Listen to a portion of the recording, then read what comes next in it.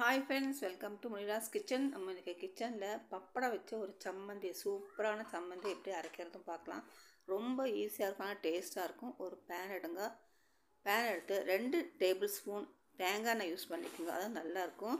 இன்னும் ஒரே ஒரு வெங்காயம் கட் பண்ணி வச்சுக்கோங்க, அதை நீங்கள் அதில் வதக்கிக்கோங்க. ரொம்ப வதக்க வேண்டாம், சாதாரணமாக ரொம்ப சிம்பிளாக வதக்கினா போதும். ஏன்னா ஒரு 7-8 வரமிளகு காரத்துக்கு தகுந்த மாதிரி ஆட் பண்ணிக்கோங்க. அதையும் லேசாக வதக்கிட்டு ஆறின பிறகு மிக்ஸி ஜாரில் கொஞ்சம் புளி ஆட் பண்ணி நம்ம அதை கொரகொரண்டு அரைக்கணும். இப்போ மிக்ஸி ஜாரில் ஆட் பண்ணியாச்சு. இப்போ புளி வந்து ஒரு லெமன் சைஸு புளி வச்சுருக்கிறேன். அது சக்கை மாத்திரம் அதுக்குள்ளே ஆட் பண்ணிக்க, பின்ன தண்ணி அப்புறமா ஆட் பண்ணிக்கலாம் அது கூட. இப்போ புளி மாத்திரம் வச்சு நல்லா அரைச்சிட்டு வந்துடுங்க அதை.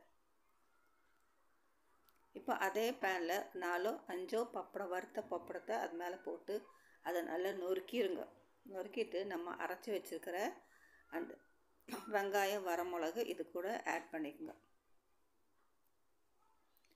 ஆட் பண்ணிவிட்டு எல்லாம் நல்லா மிக்ஸ் பண்ணுங்க. கை வச்சு நல்லா மிக்ஸ் பண்ணிக்கோங்க. மிக்ஸ் பண்ணிவிட்டு உப்பு இருக்கா பாருங்கள். உப்பு பத்தாட்டி, பப்படத்தில் சில நிறைய உப்பு இருக்கும், ஆனால் இதில் அவ்வளோ உப்பு இல்லை, ஆனால் உப்பு ஆட் பண்ண வேண்டி வந்தது. இப்போ பாக்கி உள்ள புளி தண்ணி அது கூட ஆட் பண்ணிவிட்டு நல்லா மிக்ஸ் பண்ணிக்கோங்க.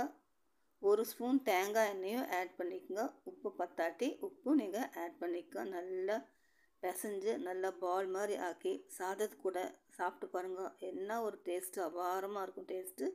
ஒரு நாளைக்கு செஞ்சு பாருங்கள். உங்கள்கிட்ட அபிப்பிராயத்தை கமெண்ட் பாக்ஸில் கொடுங்க. இந்த வீடியோ பிடிச்சிருந்தா லைக் பண்ணுங்கள், ஷேர் பண்ணுங்கள், மற்றவங்களுக்கும் ஷேர் பண்ணி என் சேனலை சப்போர்ட் பண்ணுங்கள். Bye friends.